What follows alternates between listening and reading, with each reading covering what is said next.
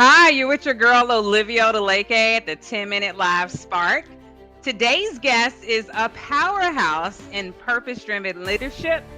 Please welcome Dr. Michael Gary Jr. He's got 15 years of experience shaking up things across K 12, higher ed, and ed tech. And right now, he's making major moves as Chief of Staff at Concentric Educational Solutions, leading strategy and operations. Let's spark some clarity, calm, and curiosity today with Dr. Michael Gary Jr. Welcome to the show. Thank you so much for having me. I appreciate the opportunity. So we can jump right in it because our time here is short and sweet. So I love it. how do you and your team create clarity for families, staff, and yourselves when you're walking into unknown situations, like making a home visit, like dealing with a urgent crisis? And I'm just curious, what do you do to help create that clarity?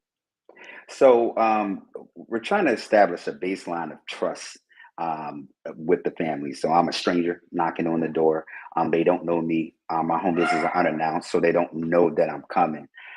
But they have had previous experiences with the school district or systems of support where there was trust absent, and a lot of times people are not asking questions; they just come in prescribing. And so we create opportunities where we get to listen first, really to deeply understand what the lived experience is of the family and of the students that we're aiming to support. And we kind of take the punitiveness out of such interactions. So our home visits are non-punitive. Penalties don't remove barriers. You know, direct resources remove barriers. So it's for us to identify what those barriers are, so we can communicate the information back to the school and or school district, so those barriers can be addressed. So what I heard you saying is you don't go in prescribing prescriptions without diagnosing issues. No, not at all. And the Nope. only way to really get clarity is to ask more questions so that we can get clear on what are the barriers, what are the problems preventing certain things from taking place. Yeah, people say I was taught from our founder David Heber and his mentor Dr. Rabowski: ask, listen, act, and you go through that cycle. So I'm going to ask you questions and listen to what you said, and based off of the information that you share, we should be doing some follow up actions. I love that. I love that. Now, how do you stay calm and grounded, especially when working with students and families in high stress or emotionally charged situations?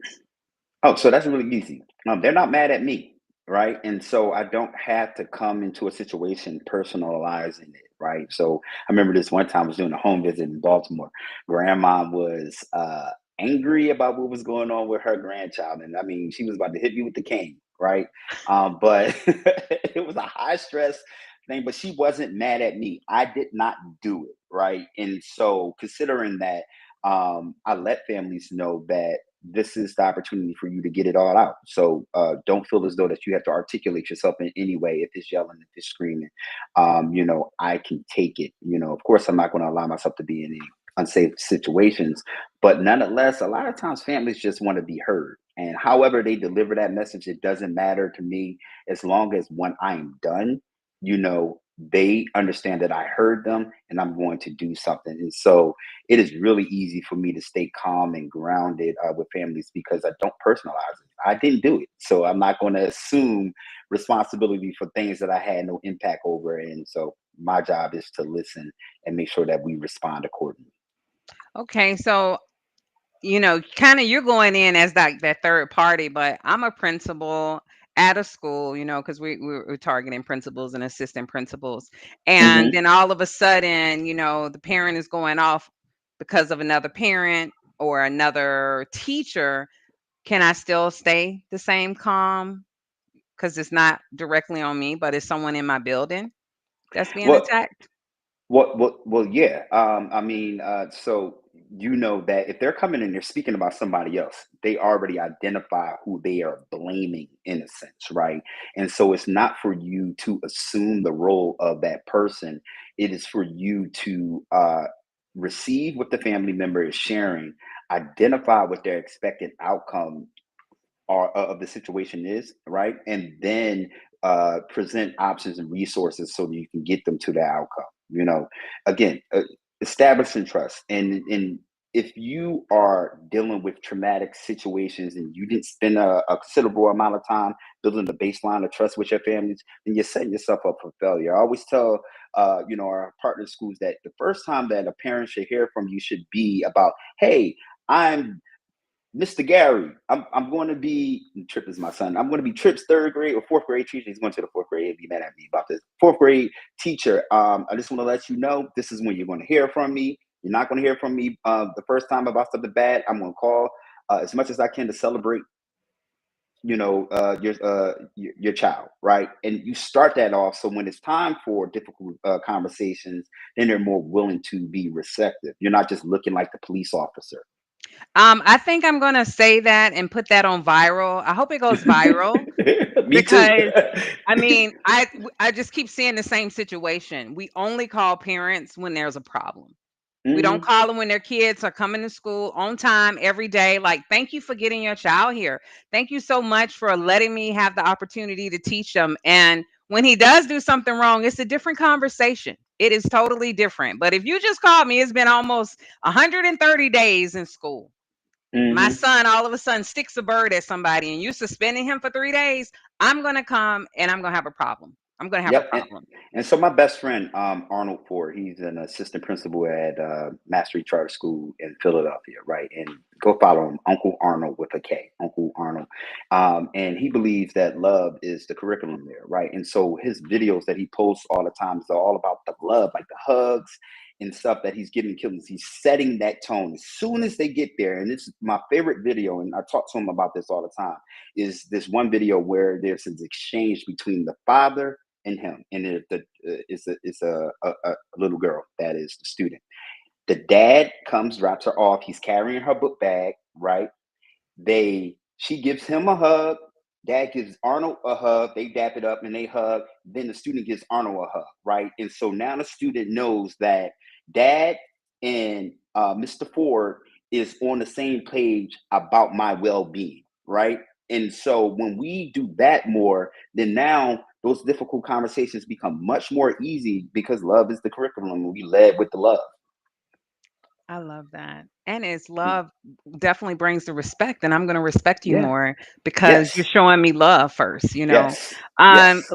my last question before our time is up. You recently shared how you've become more intentional about listening over the years. Hmm. Can you share a moment when leading with curiosity instead of certainty helped you make a better decision or build a stronger connection with a family member or a team member? So when I read this question, when you sent it to me initially, so I'm letting the cat out the bag, right? Maybe I shouldn't did that, but Okay. no surprises with Olivia, so I love that. I thought about why I started doing that, and so being an educator for 20 years, I've learned that uh, children and students, they always are telling you stuff, and they're telling you what they need. And oftentimes, adults, we think we know it all. And so we have all of the answers when children oftentimes are very much aware of what it is that they're doing. And so when I think about my dissertation topic which focused on student leaders who had failed attempts at leadership positions, that was me responding to what I was hearing or seeing, right? I saw the students, and this is when I was working at Morehouse. They were disengaging when they didn't get the opportunity to become SGA president or become a part of a fraternity or any other campus leadership position. They disappeared, and even our sisters at next the adjoining schools who were going for Miss Maroon and White, if they didn't win, they were out of there. And I'm like, they're telling me something is wrong and I need to figure out what it is. And so I did my dissertation topic at the time on African American millennial college students who experienced failed attempts at student leadership positions to find out what was going on in that space, right? And what I learned was is that we put all of this emphasis on become a leader, become a leader, become a leader, and we connect leadership to position when leadership is a process, right? And then when those students don't get that position, then we leave them alone, right? And so I had to readjust my practice as an educator to make sure that I'm very much in tune with what my students are saying to me verbally and how their behaviors are showing whether or not they need concern. So, what you're saying is we need to rethink how we put people on pedestals and positions versus Hmm.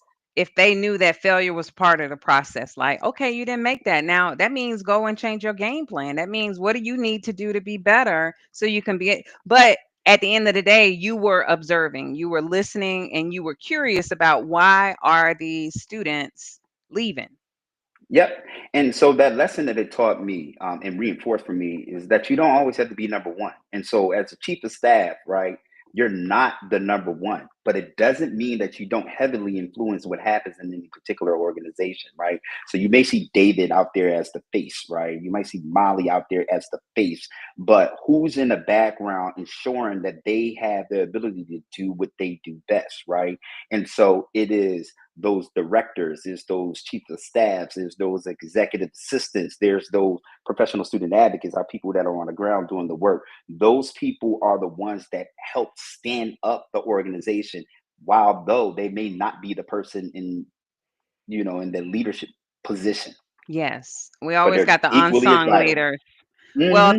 Dr. Gary, thank you so much for bringing some calm, clarity, and curiosity to the 10-minute spark. We're going to end it with an original song called What If We Wonder? What Because if we wonder? a lot of times I don't think we're wondering enough.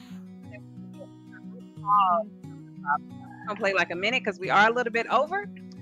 Um, I used to think my worth was in the answers that I gave. Every question thrown my way, I had to be so brave. With solutions on my tongue and wisdom in my hand, but I was missing something I didn't understand. What if we wonder instead of knowing? What if questions are what keep us growing? What if the magic isn't in being right, but in the curious space where we invite someone else to think out loud with me? What if we wonder, what could we see? just a little sample. What if we wonder, what could we really see? You know, Hmm. and again, thank you so much. We'll see you next week. Those who are so tuned in to the 10-minute live spark as we dive into calm, clarity, and curiosity and leadership.